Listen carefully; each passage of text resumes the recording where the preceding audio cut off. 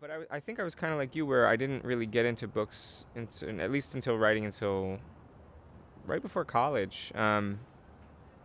I I went to inner city schools my whole life, sort of what you were telling me, like really impoverished, and I had an English teacher.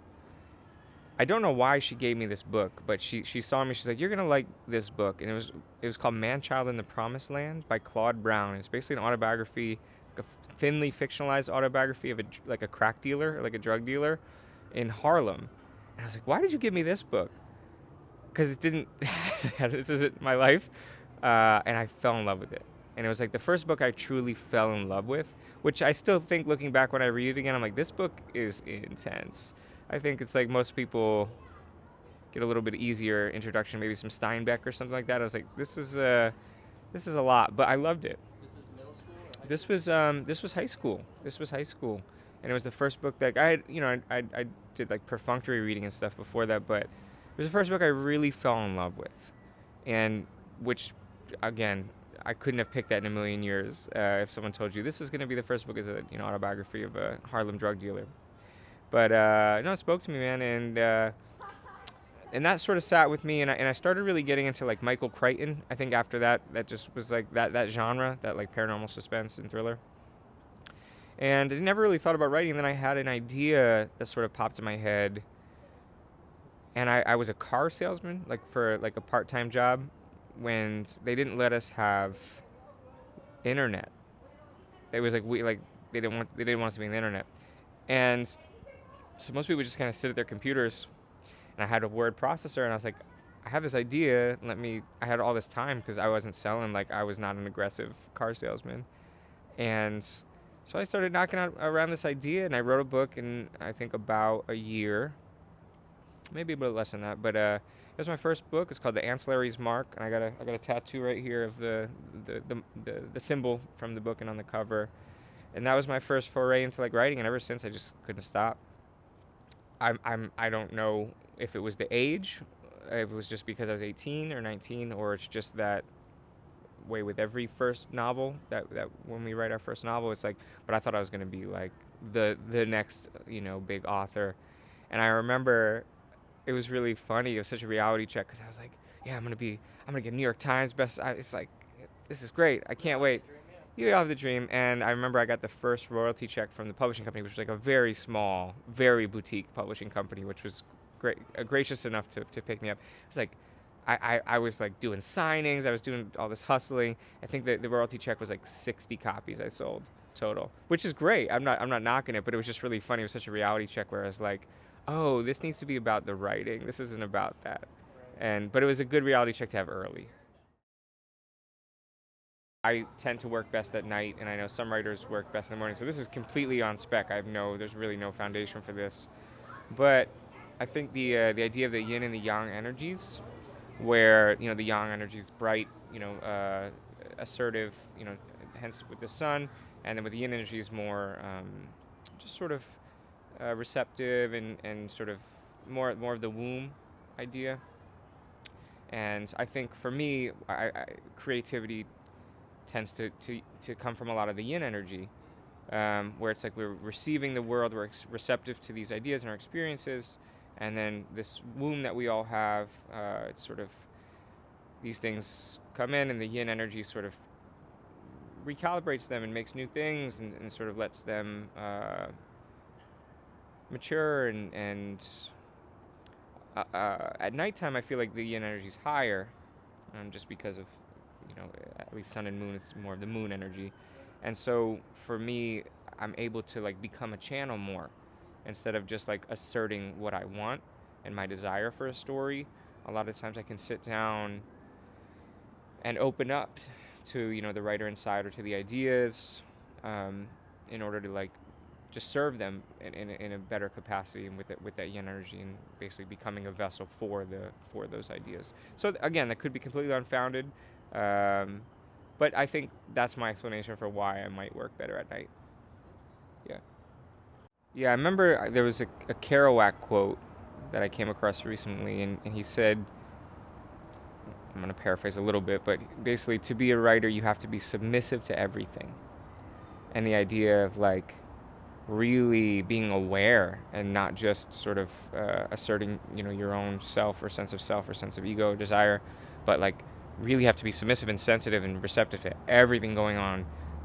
And I think from other writing texts that I've read or come across, it was the similar idea is like if you drink in enough reality and if you drink in enough life, the words are just going to pour out. You know, I'm sure you've sort of wrestled with this too. There are days when the words pour out, but then the days where I have to bang my head against the computer in order to like find them or like get them to come. And it's much nicer when the words actually just pour.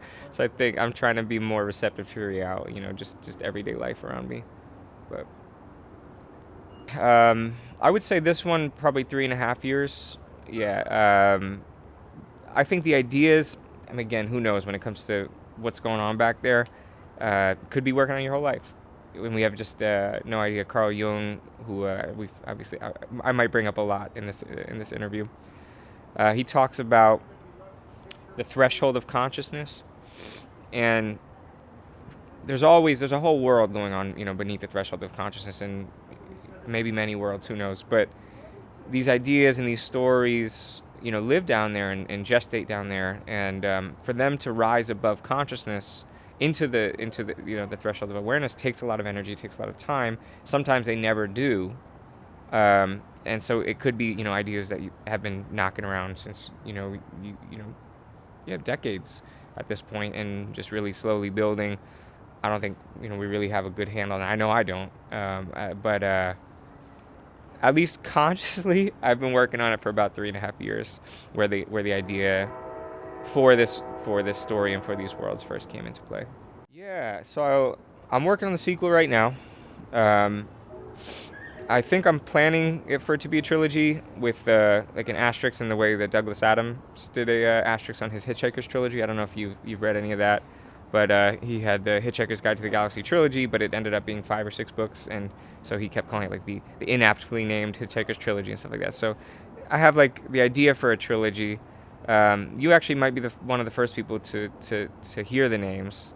First one's DragonDao, second one's ShamanDao, and the third one's going to be JinDao.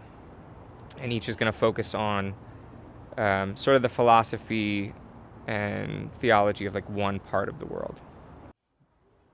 So DragonDao is more or less a complex, but there's a school there.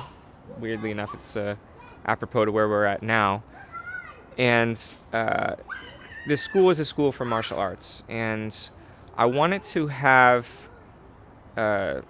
different levels that people reach, and sort of follow the story that way, and follow Luis going through these different levels to see if he, you know, if I don't know. Anyway, I don't want to spoil anything.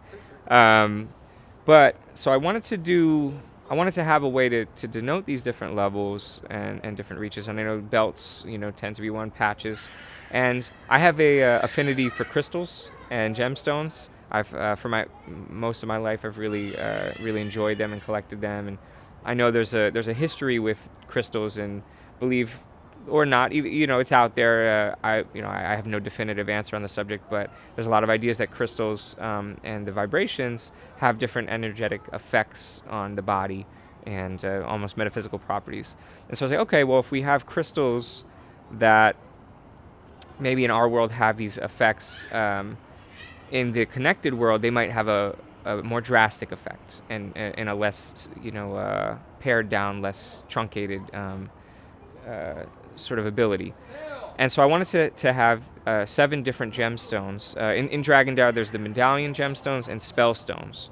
And the medallions are basically what people wear to not only to show off their level and show where they're at technique-wise, but also as a almost like surge protector for magic, because magic in this place is a bit chaotic and can be overwhelming. So the different crystalline structures sieve down the magic to different levels and allow for different magics. So you're basically only allowed to have these higher crystals when you're mature enough and able enough to handle these magics. Anyway, starts with jade. We go through quartz, we go through onyx, we go through tiger's eye, lapis lazuli, jasper, and I did them out of order, but the highest medallion is septarian. And I was walking around Nature's Treasures on Lamar, and I needed my highest gemstone, and I was like, I'm just going to let it come to me. And the stone that called to me, I have a smaller version, like that, was this stone, and you can see it has a few different elements to it. I said, okay, that's going to be it. I don't really have a reason why.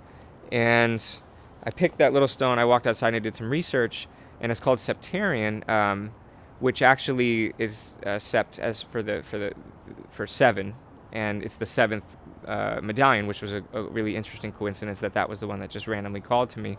And then I kept doing research, and it turns out this is also known as the Dragonstone. And I was like, okay, I think that's got to be it. And well, it was already it. And it was just a kind of a nudge or a little wink from the universe. It was like meant to be.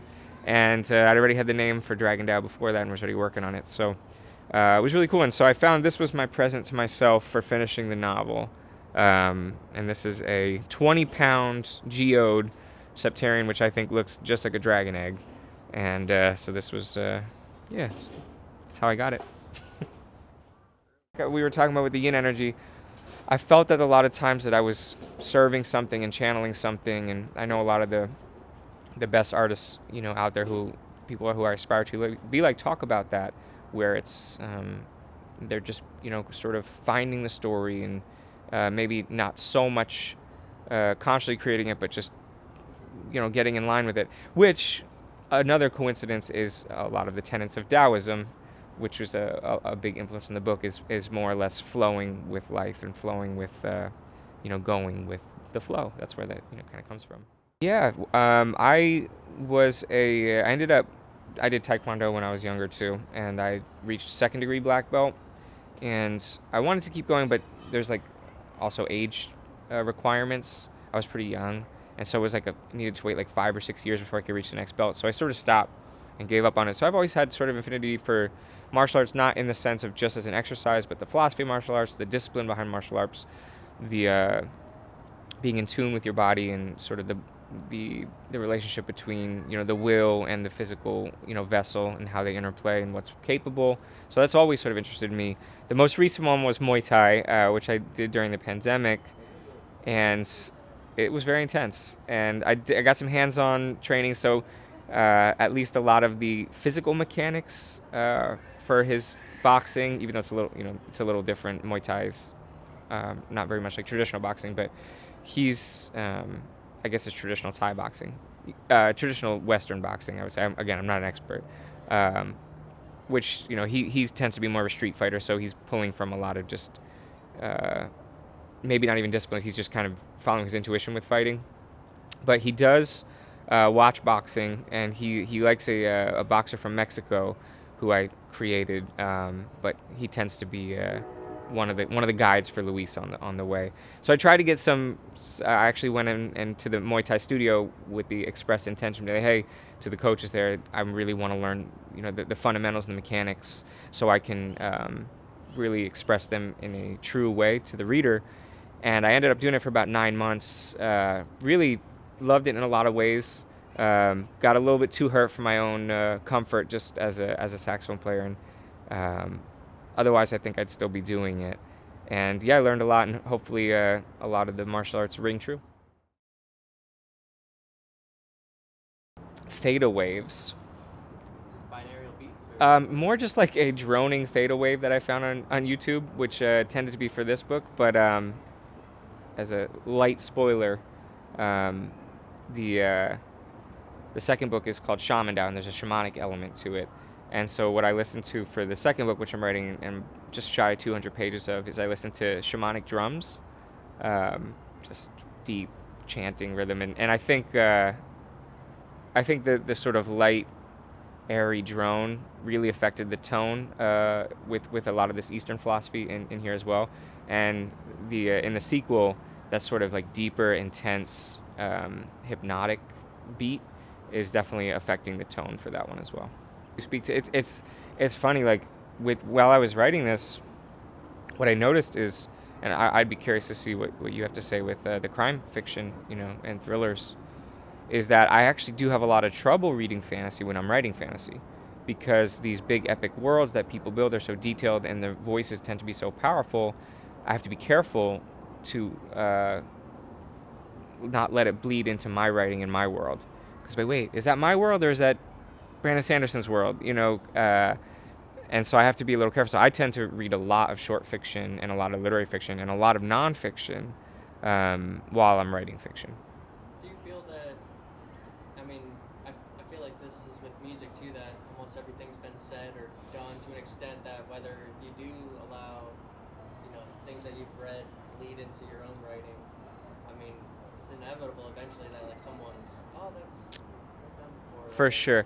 Well, I think, and that's a good point, I think the quote that I like on that subject, just because I think it's funny, is it said, I don't remember where it's from, everything worth saying has already been said, but not everyone was listening, so you have to say it again, which I think is really funny, and it's great, right? But as far as influences, I think with epic fantasy, it's really liberating and it's really constricting both at the same time.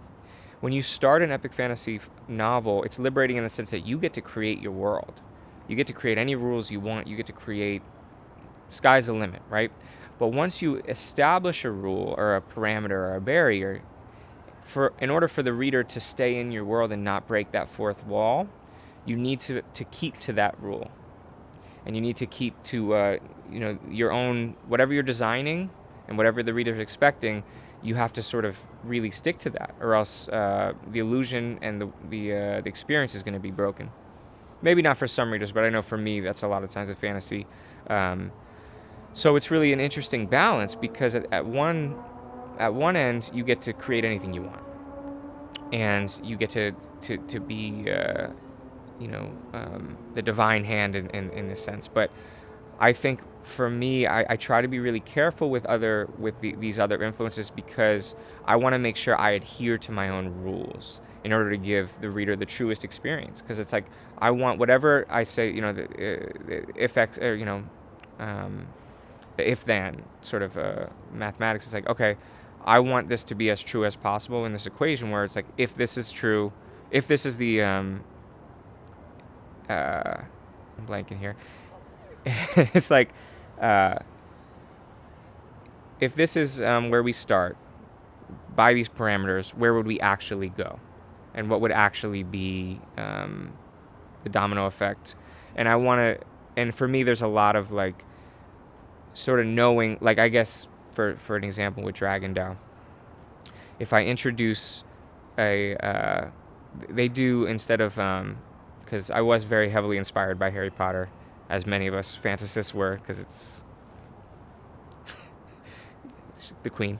I wanted to do, and this happens in the East as well, different forms of moving the body create different magics. It's a little bit more involved in that. Basically, the combination of the medallion, the movement of the body, and the psychology while it's happening create different magics. And if I come up with a certain name for a movement, or come up with a certain destination for this magic, I want to make sure that stays the same. And so it's like later on, they wait, this doesn't make sense. This isn't supposed to do that. This isn't supposed to do that. If I want to create a way for these people to move between worlds, but with a series of restrictions, I want to make sure I follow all that to a T. So, because that's the best part about fantasy, is that it is its own unique world, its own unique universe, But it's only really, at least in my opinion, it's only really enjoyable when it becomes a whole world on its own, where it feels true, it feels real, and for the reader can actually submerge into that and really immerse themselves in that world, not break any of those rules and sort of those walls that you built, and really keep the reader engaged and not having to question the journey.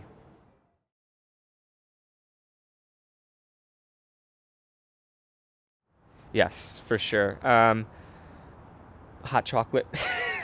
I'm kind of addicted to hot chocolate. There's a place called Cure Bakery, shout out, that I did a lot of the writing for DragonDao and a lot of work there, and they have a Mexican hot chocolate. And I've now come to, I don't want to say be reliant on it, but I've been sort of ducking caffeine and trying to cleanse that way for 5-6 months now, maybe. And I've replaced it with Mexican hot chocolate. And now, if I have a Mexican hot chocolate in my hand, I'm writing. If I don't, bit of a struggle. Do you have any tips or maybe advice for younger writers that are just starting out, or readers that are possibly brainstorming a novel? Absolutely. I'd say first and foremost, the advice that I think I was even probably given when I was younger, but I don't think I listened to. And I do think the most important thing is, again, it's going to sound cliche, but write what you want to write. At the end of the day, I've learned so much through the process of writing. It's self-discovery in a lot of ways. When you sit down and you open up that channel and you have a blank page in front of you, and there's that cliche about when you stare at the abyss, it stares back. I think when you do sit down with a blank piece of paper or a blank screen, you are opening a channel to something deeper in yourself, something speaking. Listening to that voice is important, and honoring that voice is important. And the clearer a path that we can forge between ourselves and whoever is writing back there, the more true, the more artistic the work is going to be, as opposed to forcing our words into certain boxes or markets or whatnot, in order to really hem in that writer inside. I do think a blend of the two is healthy, because I've really experimented with both ways, where I've done just unconscious writing, where you just open the floodgates and really cool poetic stuff comes out, but it doesn't tend to be a cohesive story. And then I've done just mechanical writing, where it's lifeless. There's no soul to it.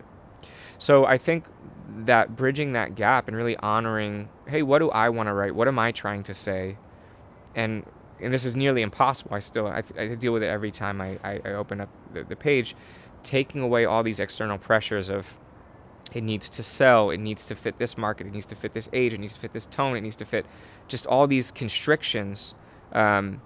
If you put too much pressure on it and hem that voice in, sometimes you're going to deal with a lot of paralysis. Sometimes you're going to deal with a lot of just uninspired writing. And I think at the end of the day, what I've realized is you can't control the market. You can't control what people want to buy. Even if they put this is a very long answer, but even if they want to put multi-million-dollar marketing campaigns behind certain books, which I've seen happen, and they didn't really hit, you just don't know what's gonna resonate. Sometimes books don't resonate for 20 years into the future. One of the writers we were talking about earlier, Philip K. Dick, didn't really start seeing success until much later in his life, and he lived in poverty and lived on. I remember reading an essay where he had to buy horse meat because that was the only meat he could afford. And this was after he had written tons of novels that were getting a lot of they were being published, but they just weren't in the public eye, and he never really hit until later on. So you just don't know. You just don't really know. At the end of the day, I know I'm guilty as the rest, as anyone else, is like writing to a sense of like, well, I want to be admired, I want to be remembered, I want to be financially rewarded, I want to be, all these things that come from the ego. I've dealt with that my entire writing career. Still deal with it plenty, sometimes worse than ever. But getting away from that and just sitting down, yourself at a page, creating. I think that's what's important, and it's a battle I fight every day.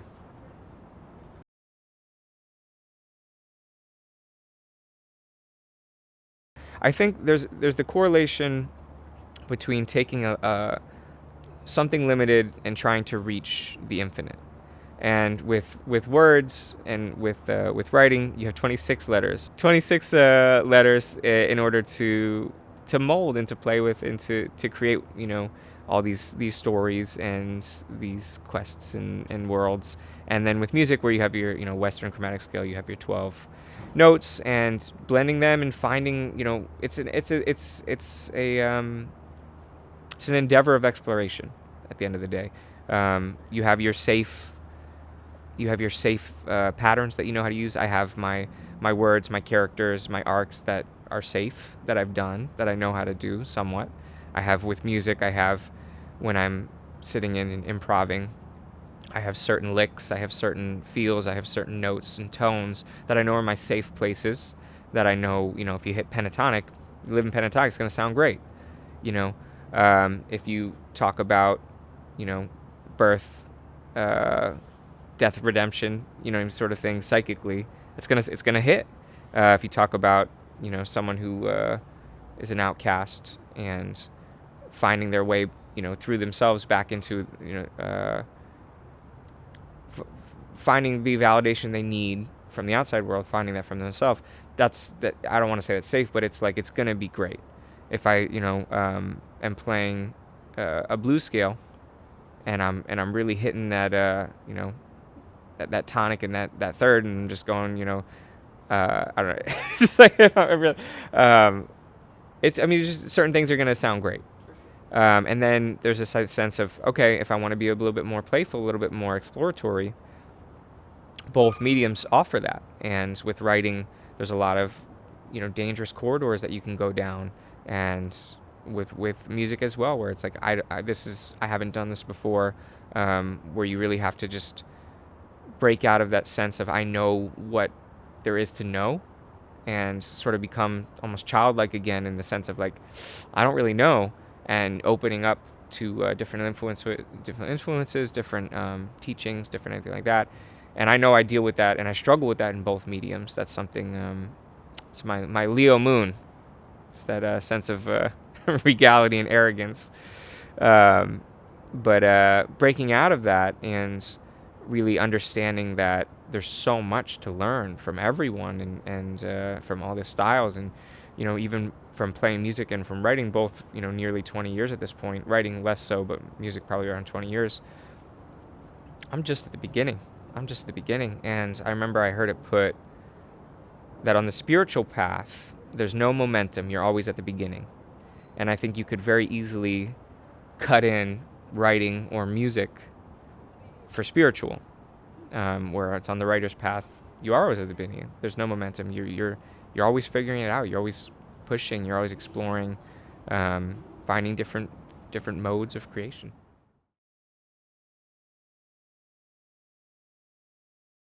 Amazon, there's going to be a Kindle edition and a paperback edition. Here's the paperback.